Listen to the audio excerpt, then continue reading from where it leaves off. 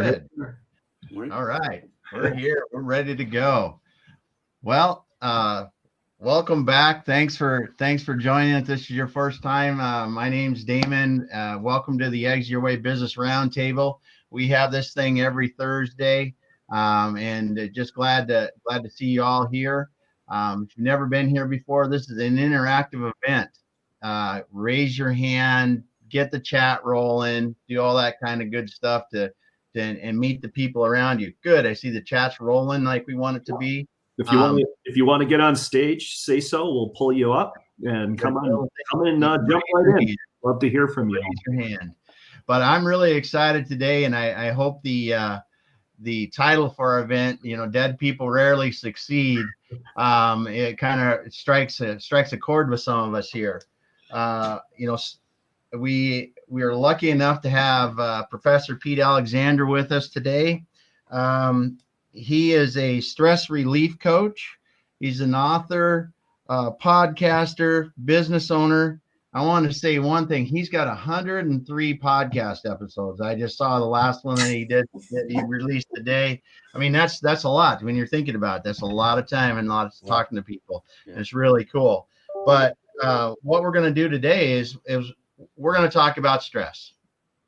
And there may be some of you that have never had real stress-induced challenges, both mentally and physically. But those of us have had, I can tell you, this is something that we need to address, we need to understand, we need to deal with. And one of the things I know Pete does is he helps people do that very simple results-based ways.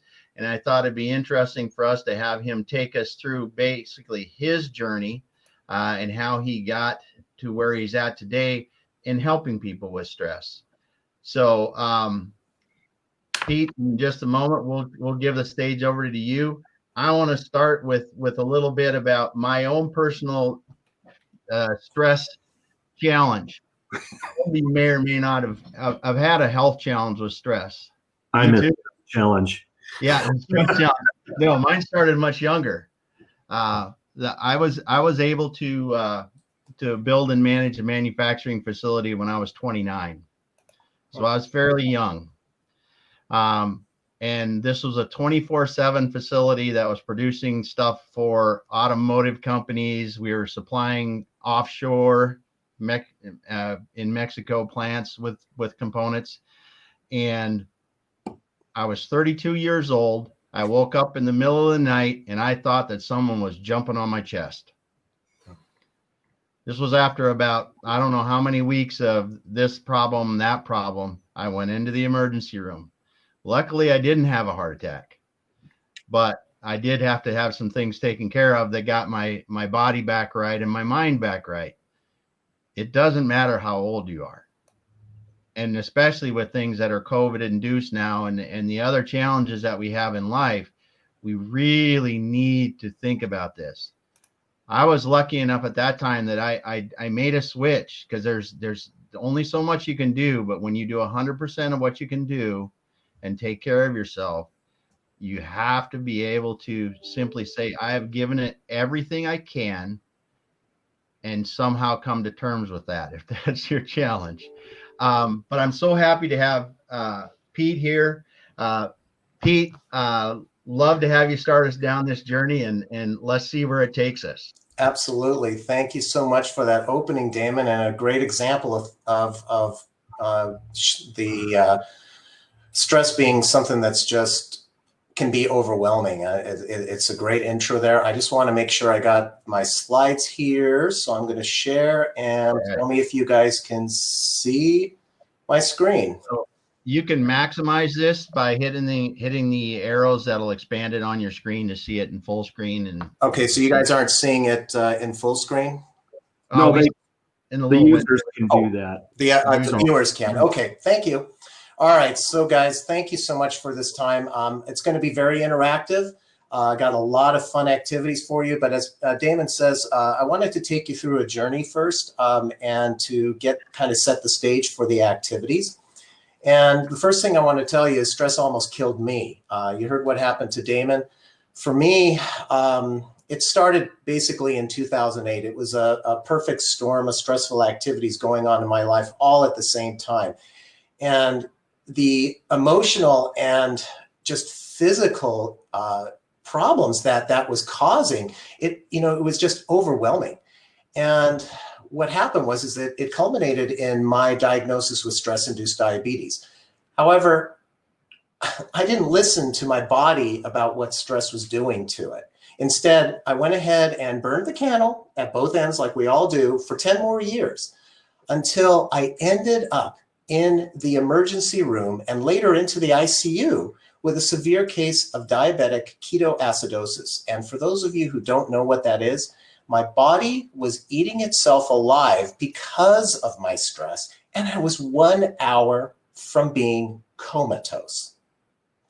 And my story is not unique. Let me tell you about my friend Ken. Ken and I met in high school. We were best friends there. We served as each other's best men at our weddings, and we supported each other as proud fathers. He too, 30 years later, ends up in the emergency room. But in his case, it was with intestinal cancer.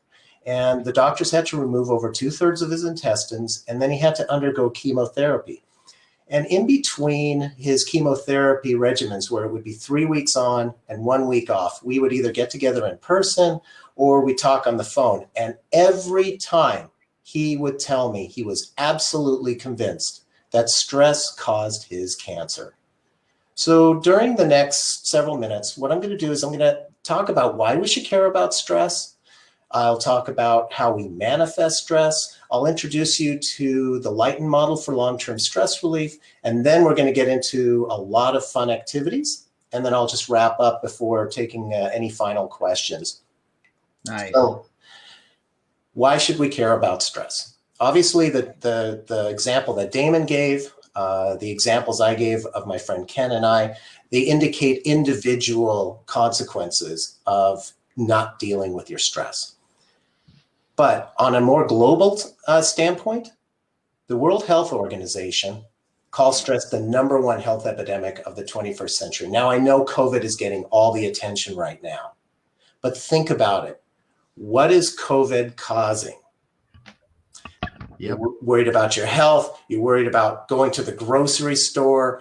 You're worried about your business, the effects of COVID on your business. Maybe you're worried about your job. Maybe you're worried about your kids going to school in the fall with, without, any kind of restrictions or so.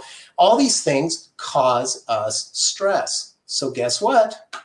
WHO still says stress is the #1 health epidemic of the 21st century because at some point we're going to get through COVID. But guess what's still going to be around? And how do we manifest stress? We manifest stress both mentally and physically.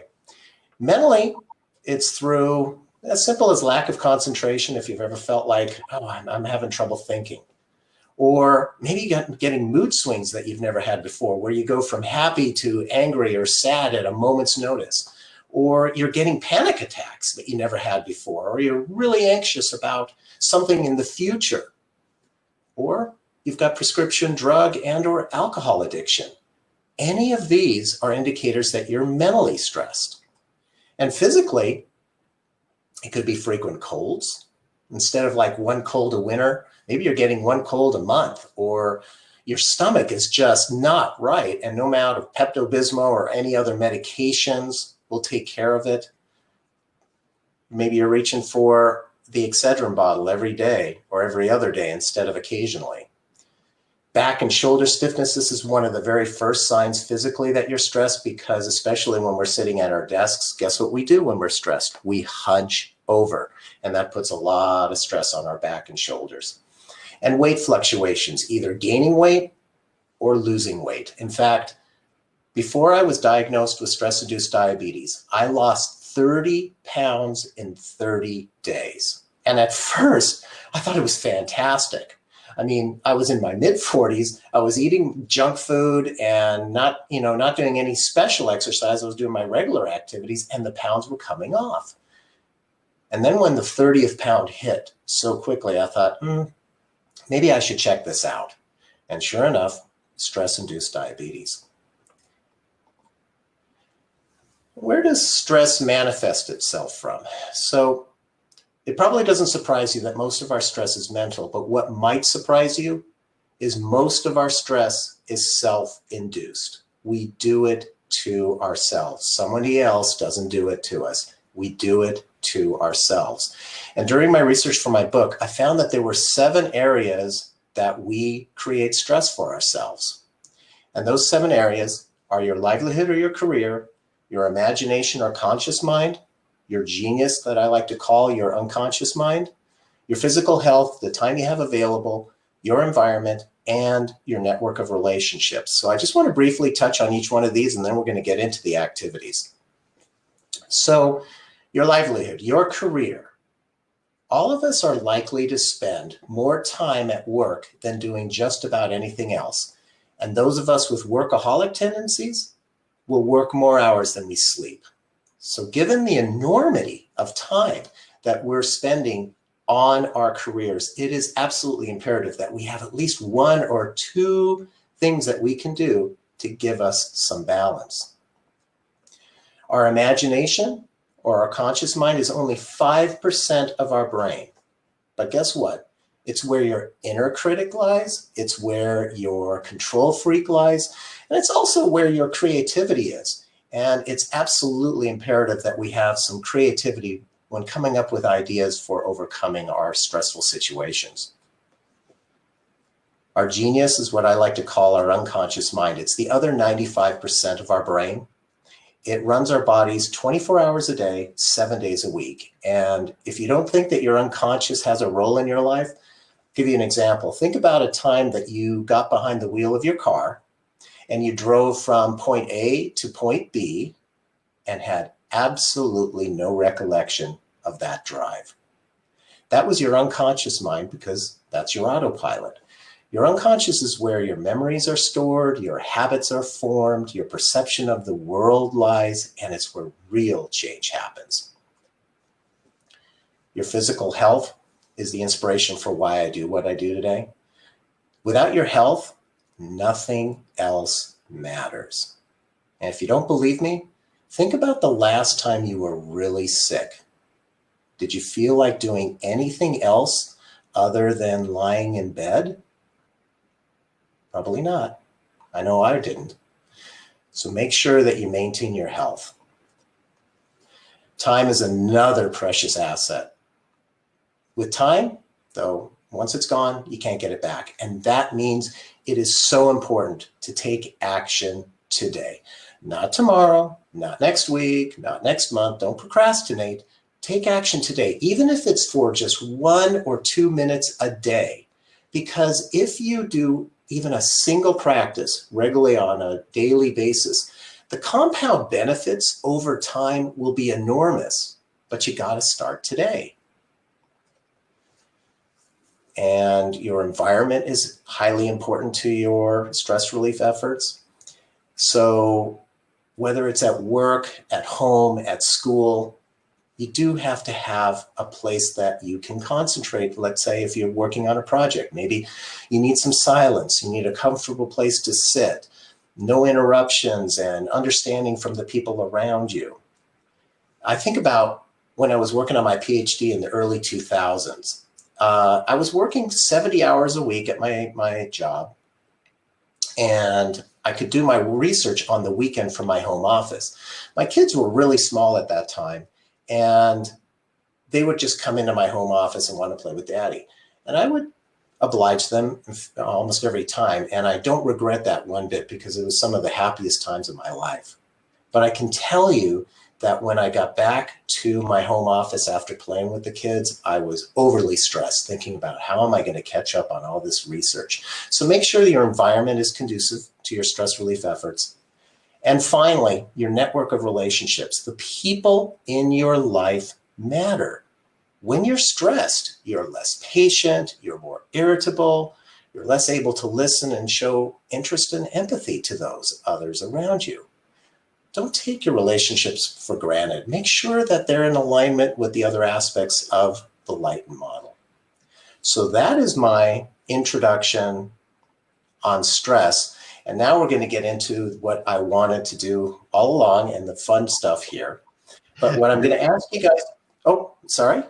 No, that's great. That's great. It's good stuff. It's good stuff. Our chat's rolling along nicely here, and you know, some of the stuff that it brings up is really, as you said, is the stress. It causes irritability. It causes, you know, can't sleep. I think of my life and how many times, you know, I used to have problems where you're living on antacids, or you know, wake up in the middle of the night for the wrong reasons, you know, and that's. It just really can, and you don't understand it until you're sitting there going and you're 25, 30 pounds heavier.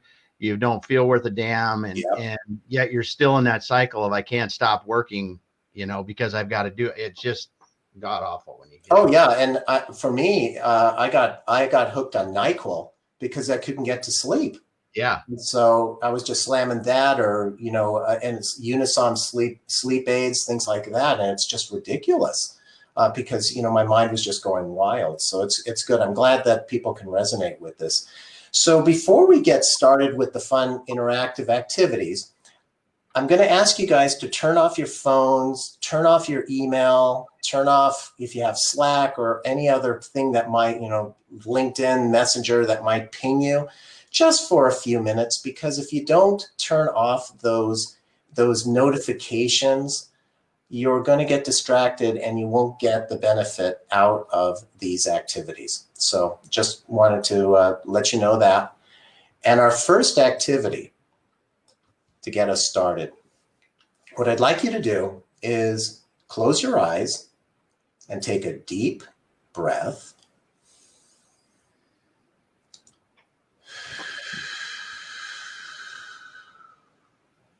And what I'd like you to do is go to a place in your mind that you like to relax.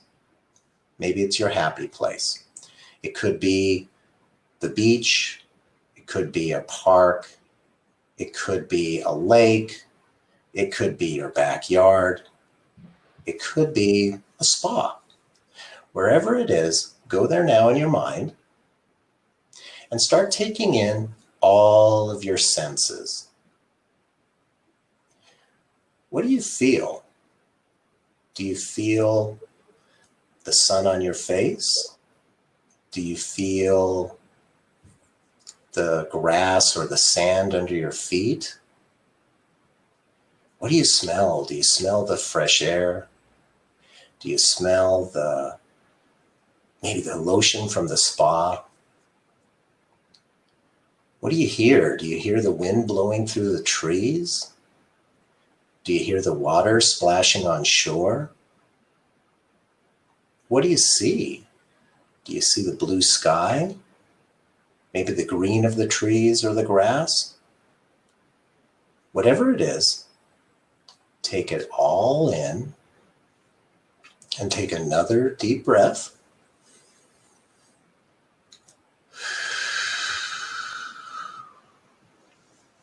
And open your eyes. A simple visualization exercise to calm you in 1 to 2 minutes. Very cool. Any comments on that one, Damon, before we get to the next one? No, it's nice. All right. Yes. Yep. Good. And now you guys can see why not having getting pinged by any other, you know, messages and stuff, it's so important when you're practicing this. So our next activity is a quick laughter yoga activity. And what this one, if you've never heard of laughter, oh, sorry. I'm going to bring some people to the stage too for this. So sorry, I didn't mean to interrupt. No worries. No worries. What I'd like to do is just kind of tell you about laughter yoga. It has been clinically proven to reduce stress and improve your health. And it's a very simple activity. And I'm going to take you through one once we have people on stage, because it's easier to do this when you can see others doing it. So Aaron and who else did I put on? I put Aaron and Kurt and Dr. Elia. If you can turn on your cam and mic, I believe you will show up on stage now. We're limited to 6, so I'm gonna. Are we limited to 6? Room. Yeah. No, I think we can do 9, dude. I didn't mean to put you guys on the spot. I'm gonna actually add a couple more. I'm gonna put Alon on the stage too. And who else do I have here that would? I'm actually gonna put Khan on the stage too. Yeah, that's awesome. Good to see you, Professor. Hello. All right, if you guys that I put on Alon and Khan, if you can turn on your mic and camera, or not, if you can't, you're not in a place to do it. But we're gonna have some fun here. Oh, absolutely. So you tell me when to go. All right, we'll give them a couple seconds. They might not be where they want to go, and we can. Professor Pete, one other thing that I want to tell you is, besides the pandemic, as you know, we have this mental health crisis in the United States where depression, anxiety, and all kinds of stress-related symptoms is up an astounding 800% as of the end of May. We don't have the June statistics yet, but it's even higher. The longer this goes, the greater the stress level. So this epidemic will definitely outlast the pandemic. Oh, absolutely. Yeah, it's just the media is covering COVID so much. And we forget that it's the stress that it's causing that's really the problem. Yeah.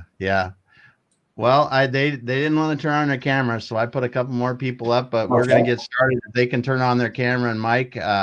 I brought Andrew and who else was it that I brought up? But let's get rolling. Okay, so here's how we do the activity. And those of you that are not on stage, just follow along because we've got people on stage because it's going to be easier watching them do it too. So what I'd like you to do is imagine that you just received a bill that you were not expecting. And rather than getting pissed off about that bill, what I'd like you to do is pretend to hold it in your hand, either hand.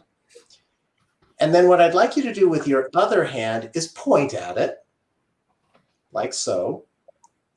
And then for the next 15 to 20 seconds, I want you to force laugh at that bill like this. Come on, guys.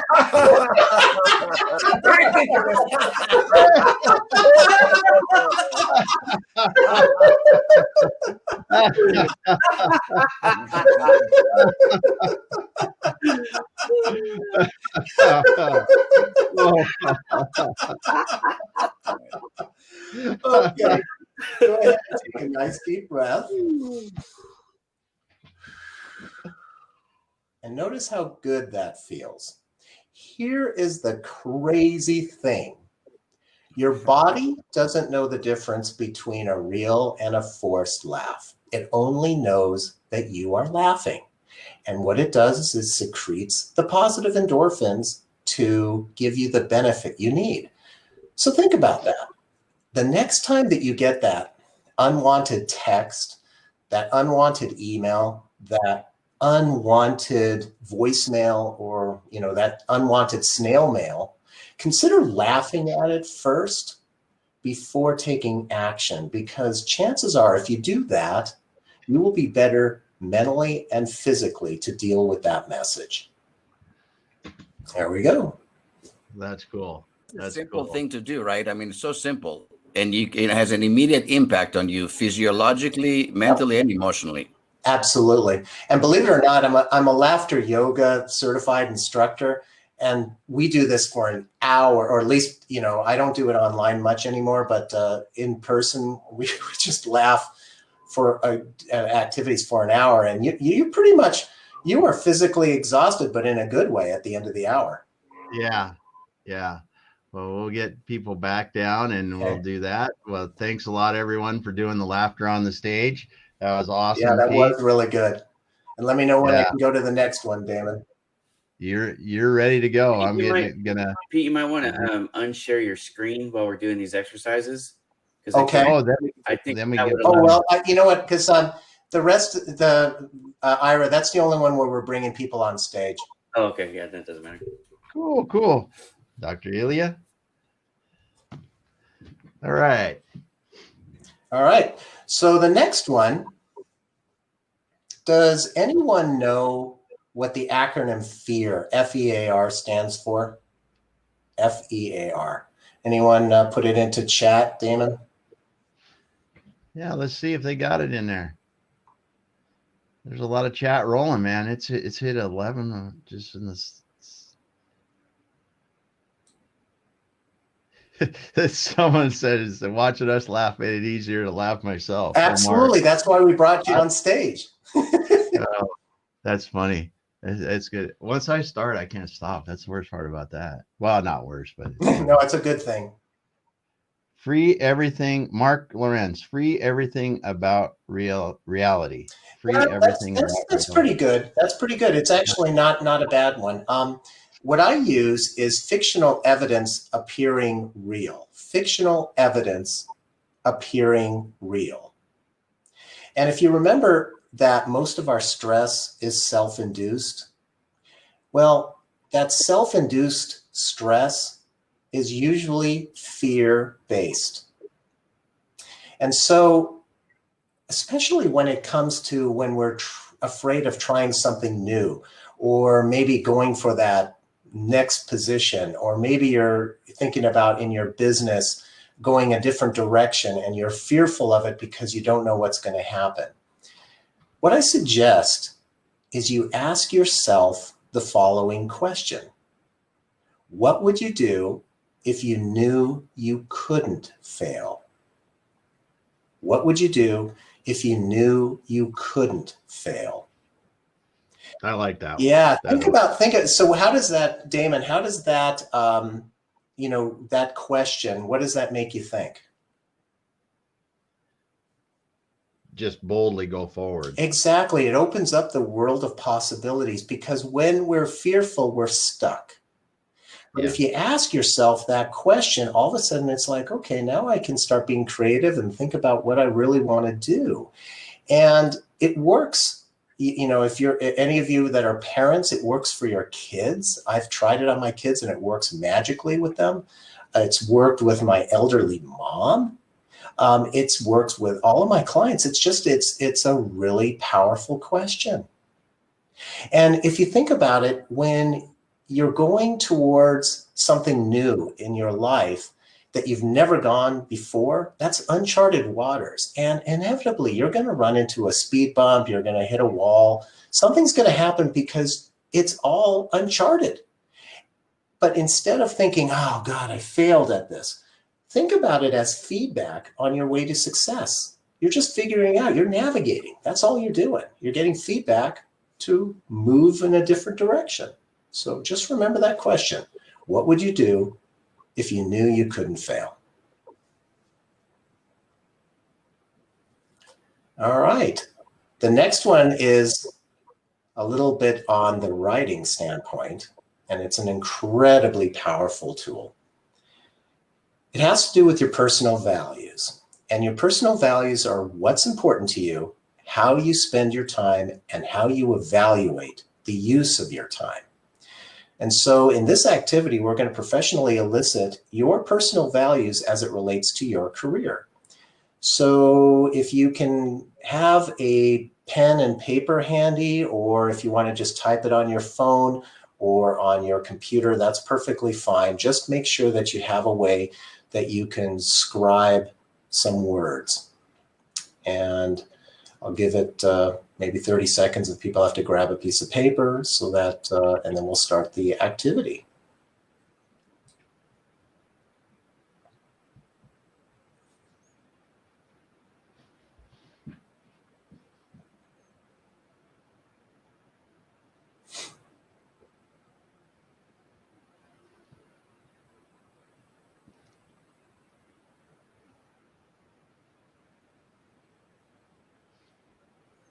Okay, now what I'd like you to do before you're going to write or type is I want you to close your eyes, and I'm going to ask you to think about 3 scenarios. The first scenario, as it relates to your career, I want you to think about a time in your life when you were most happy, most happy. Who were you with? What were you doing? What was the occasion?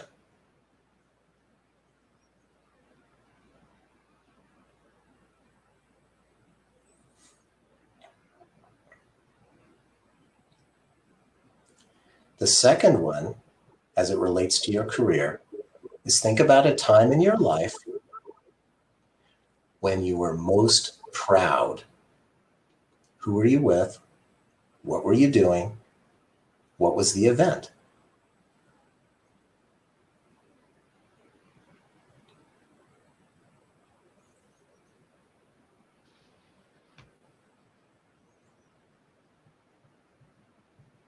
And finally, the last one, think about a time in your life as it relates to your career when you were most fulfilled. Most fulfilled, F-U-L-F-I-L-L-E-D. Who were you with? What were you doing? What was the event?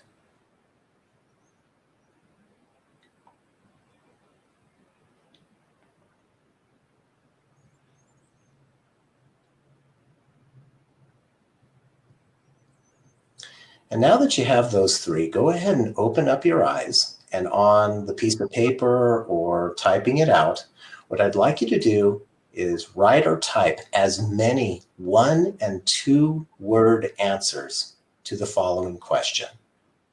What's important to you about your career?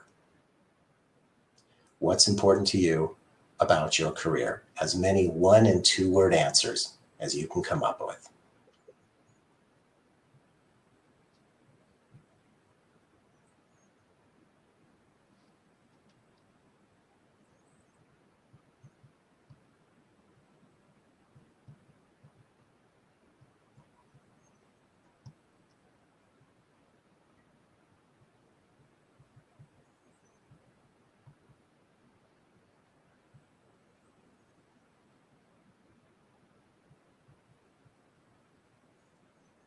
What else is important to you about your career?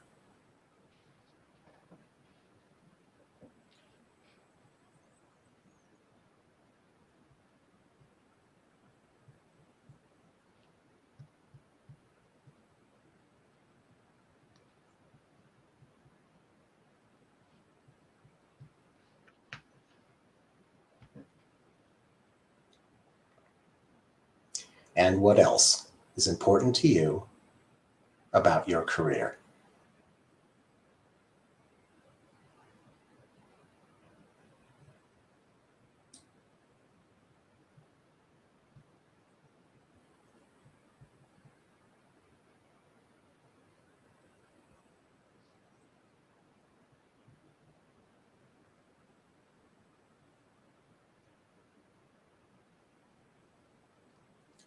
Once you have at least 5, what I'd like you to do is rank them. It's by just putting a number next to each one, ranking most important to least important. So obviously your most important is number 1. Your least important is whatever number is the last number on your list. Go ahead and rank them. And if you have trouble ranking one value versus another, you could ask yourself, if you could have value A, but you couldn't have value B, would that be okay to you?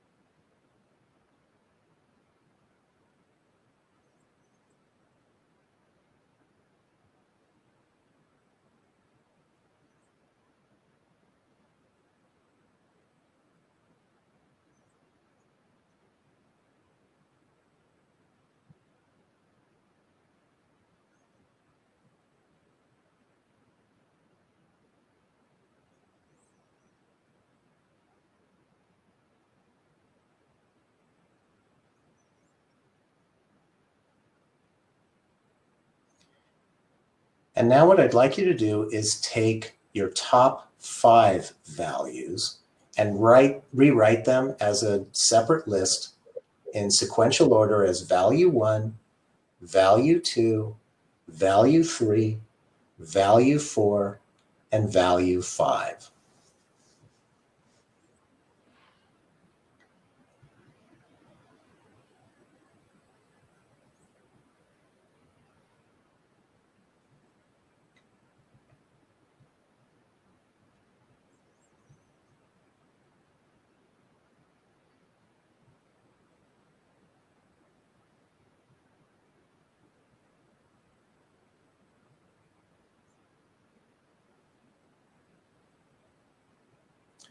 Okay, and now that you have this list, what I want you to do is make sure to keep that list handy, either in your wallet, in your purse, take a picture of it with your phone, whatever you need to do to make sure you can get to it for the next time that you have a major decision as it relates to your career. Because if you make that decision and it's not in alignment with your top 5 values, I absolutely guarantee you are going to add unnecessary stress to your life. That's a great thing is when you put it in perspective like that. It really is. And I bet if you're doing anything on the more comprehensive list too, it also adds stress as well. But these 5 are key. These 5 are key because it's all about what is most important to you. After 5, 6, 7, 8, etc., become nits. It's the top 5 that are the important ones. Yeah, very good. So keep that list handy, guys. It is, whether it's, making a big decision for your business, taking a new job, make sure you take a look and make sure that it's not going against any of your top 5, because guaranteed you will get stress if not. Yeah, real good. Well, I think that what we can do now is we got Andrew here. I think, do we have some more exercises We have yet? 3 quick ones. All right. So I'm going to bring up, Alon Zyber. We're going to let him kind of give us weigh in on where he's at with this, and then maybe a couple other ones. And we're going to do a little bit of that, and then we'll roll back into this again. Okay. So, I think, and if anyone else wants to come up and just for a couple seconds, go ahead and give your input so far, it'd be awesome. Hi, everybody. Good morning. Good morning.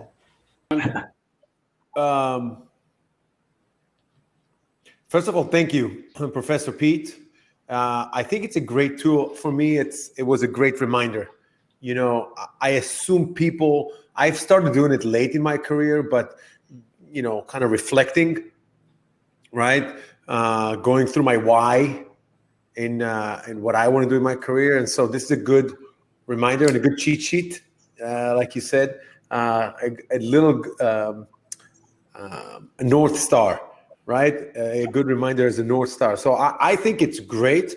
The one thing I would say is, I'm literally going to put myself a monthly reminder to actually go open it up once a month, regardless to if I open it up before or after, and go and see, maybe I need to update it. Maybe it's not relevant anymore.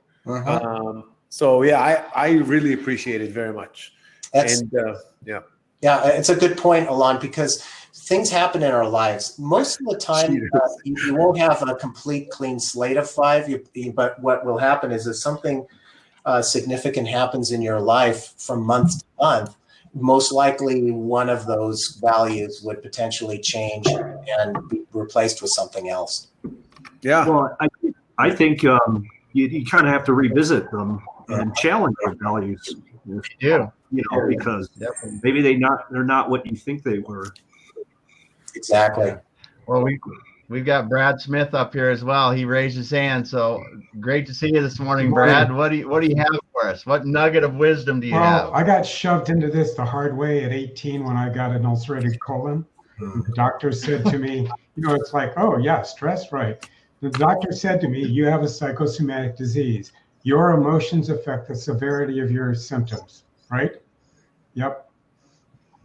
So what I learned from that was, if I don't have a daily practice, not weekly, daily, where I look at, right here on my wall, there's my values, right? And the one that's the most important other is meaning. What's the meaning I'm creating, and what's my integrity with myself? Because it shows up in every part of my life. So think of it this way. Think of yourself as a projector, and everything that you have in your life, all the happy, all the negative, all the stress, that's all coming up out of your subconscious. And what we're here to learn is to learn to manage consciously what's in our subconscious and how we project it out into our life. So if you have money issues, if you have relationship issues, if you have health issues, any of those, if you have political issues, right? Um, all of those are in your subconscious, and you're agreeing to have them there in your life until you wake up and realize that you're the creator, you're the projector screen. And so have a daily practice, write it all down. These are the things I hate about my life, and go back in your history and say, when did I choose to put that there, and how am I going to get rid of it? Yep. Yep. And it's a good point too, that you know, this activity, which at the end, I'll give you links where if you didn't write down how to do this, I have a place where you can go to just practice this. This goes for any aspect of your life. So as Brad said, your health, your relationships, etc. It's the same process. And the only, you know, for me, my physical and mental health is my number one value. And that goes across all of my areas of life. But everything else varies. And so just real quick, one thing that Professor Pete, can we just call you Pete? Sure. Yeah. I just Professor Pete, because Pete Alexander is just so common of a name a lot. So Professor, I'll just call one thing the professor said, and I've gone through a seminar a few years ago by a guy who invented a game, like kind of Monopoly style game that actually takes your mind through entrepreneurial, way of thinking, etc. And he said it as well, Professor. And I want to reiterate it for everybody because this was a game changer for me. Physiologically, our minds cannot tell the difference if it's a game or if it's made up. So the exercise we did with laughing, right? I studied facial kinesics in school many, many years ago. There's a guy who did an experiment. He took a pencil and held it like this for like an hour or so. And he realized he wanted to see how the physical elements of the face, the same nerves that we use when we smile, right? He wanted to see the impact of the physical on the mental and vice versa, right? And then he held the pen like this, which are the same physical aspect when we're upset, right? But it's proven physiologically, scientifically, that it works. And it's the same thing here. So this goes to what Brad was saying. If you practice, it's hard. Don't get me wrong, it's hard, right? Make belief, etc. But if you practice, there's an impact. So it's great, very rewarding. Absolutely.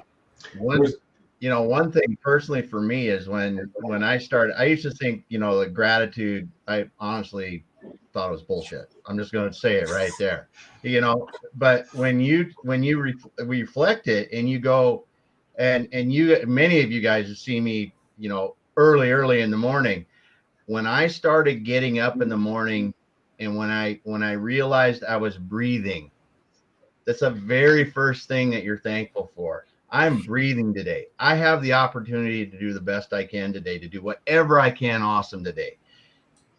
Just that little thing from the beginning of my day is incredible how much that helps my stress. It helps everything. So I think we haven't talked about gratitude at all, but man, I tell you that we all have so much.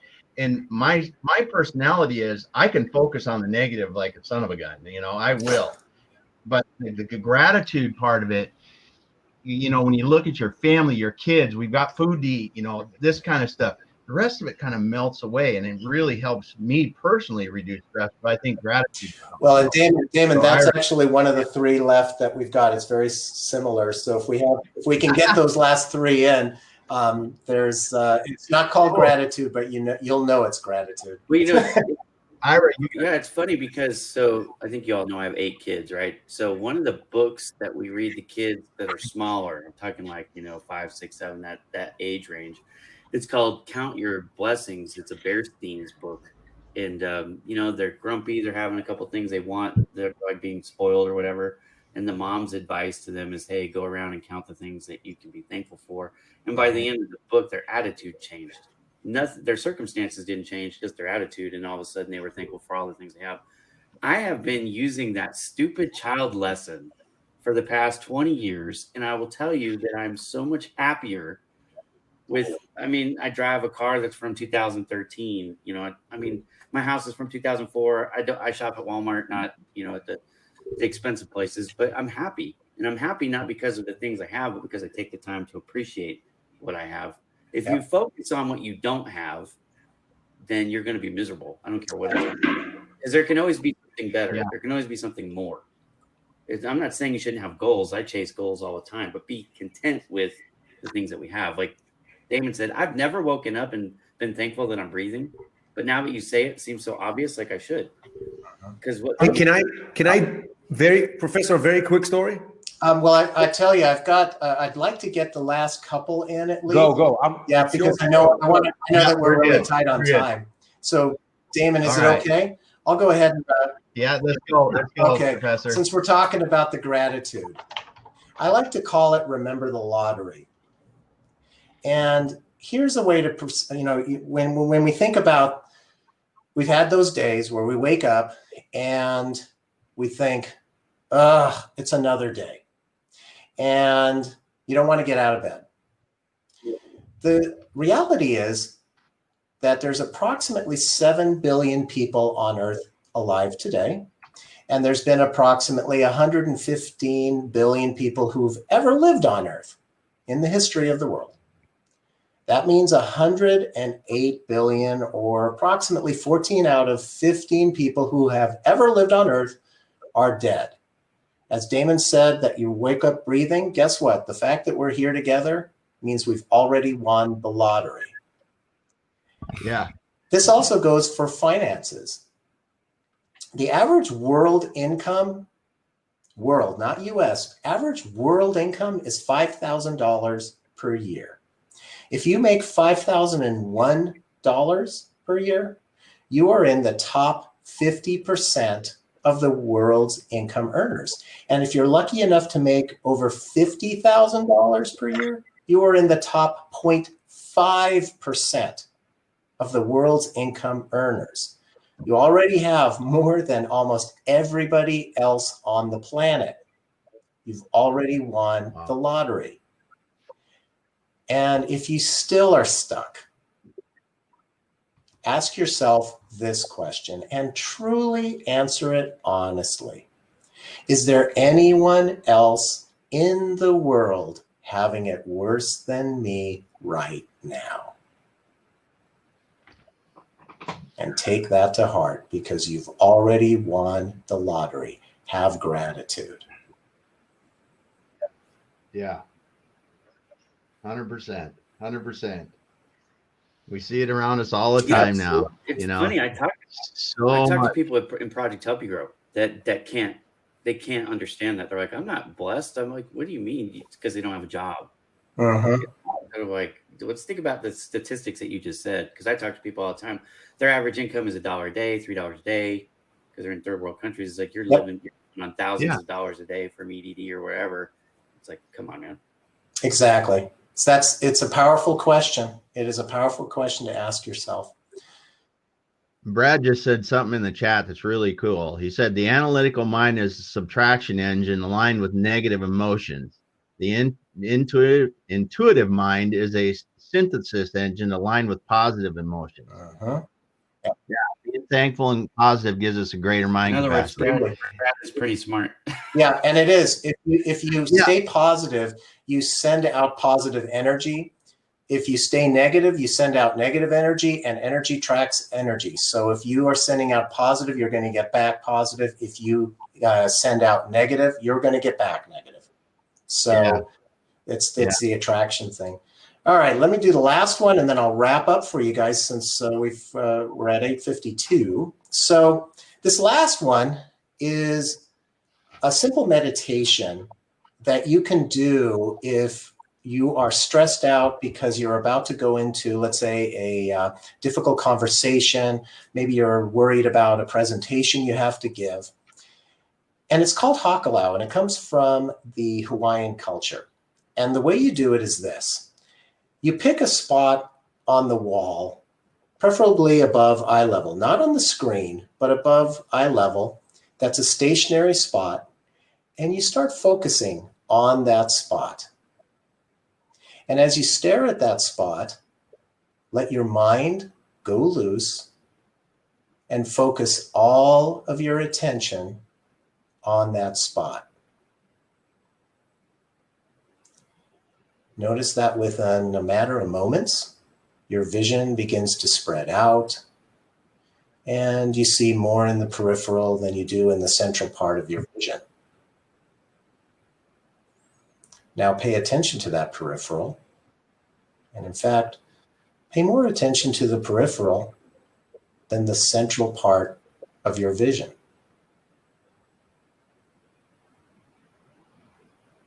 And you just stay in this state for as long as you feel comfortable, and notice how it feels.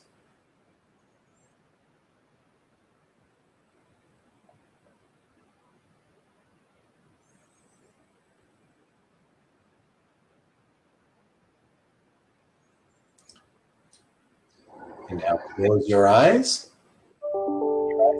Back to the workshop here, and notice that you're probably more calm and more aware of your surroundings. And if you do this before a stressful situation, you will be much more calm mentally and physically to take on that situation.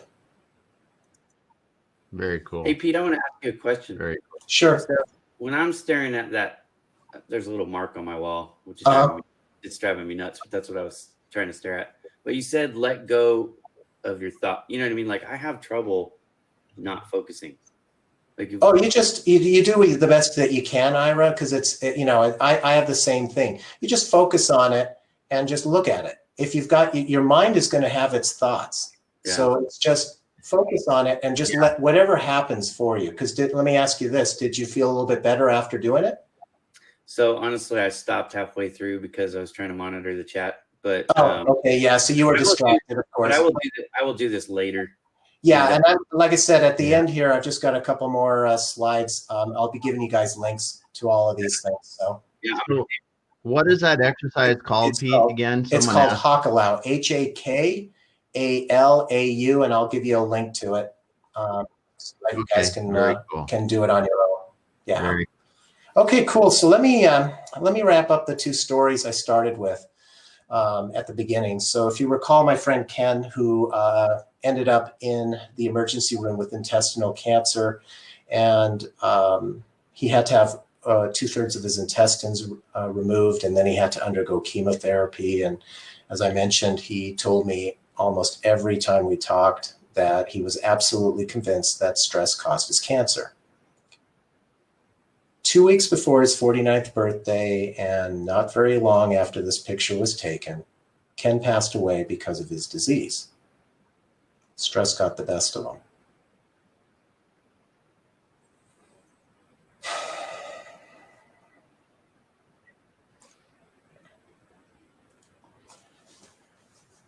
As for me, when I was lying in the hospital bed, I had an epiphany moment. I thought to myself, I better change or else I'm not going to be around much longer. And so what I started doing was several different stress relief techniques, including all of the ones that we've done today. And I noticed that not only did my stress start going down, my glucose numbers as a diabetic started going down, my weight went down, my energy went way, way up. It was literally like I had discovered the fountain of youth. And my former coworkers, my friends, everybody said, you got to get the message out about this. And so that's what I'm doing now. I'm educating other professionals like yourselves on how to tackle stress head on, because I believe you can reach your full potential if you can get a handle on your stress. And that's it. Yeah. Well, Pete, thank you so much. I mean, learned a lot in this, and yeah, stress will kill us. It just will. Your friend's a great example of it. We've all got examples of it from our own lives, and there's a lot of stuff we talked about today, and even more stuff I think we should talk about in future events like this, because one of the things that we do have to worry about, and we should be concerned about and take time for, is in a group setting like this, talk about our health, talk about things, because we are all out grinding, trying to do this, trying to do that, and we have to take this time, as people say, self-care, whatever you want to call it, to take the opportunity to really think about how your mind is doing, and especially as someone said on here, as COVID has been really causing us everyone pain in the butt. So so great stuff. Thank you for coming. We have this to be open for a while, and I'm going to let Andrew take it away here because I'm kind of fumbling with my words. But it was awesome. That's all I'm going to say. Take us away, Great. Andrew. Thank you, Pete. Thanks, Professor Pete. No, this was tremendous, and I think we're all in business too, and we're right in the epicenter of where stress happens, and this is really enlightening. I think not only for that on a personal level, but it's a matter of perspective, and it's really great to see your experience, and thanks for sharing. Hey, so we'll still be going on after, back on the tables. If folks want to stick around and chat, that'd be great. And next week, we have content generation. We got a couple people that are writing. We got someone that writes for, it's one of the financial writers for PitchBook. They have an email list that goes out to over 100,000, 150,000 people or something like that a day. And they have to write articles every single business day. We're going to go through the process of creating content. And then we've got another person that is actually a marketing manager for that kind of company. And she's going to show us, what it really takes to, lead a team that's going to generate that kind of content consistently. It's going to be pretty interesting, kind of a back end look of what it takes to do this kind of stuff on a big scale like that. But if you haven't seen PitchBook before, they're a data analytics company, and they collect all kinds of data on investment banking and business, and they're a data resource, and they do a wonderful daily. The art of content and how to get through the noise. Really get our focus on that. So. All good. Hey, it's 10 o'clock Mountain Time, anyways. Top of the hour. So great. Thanks.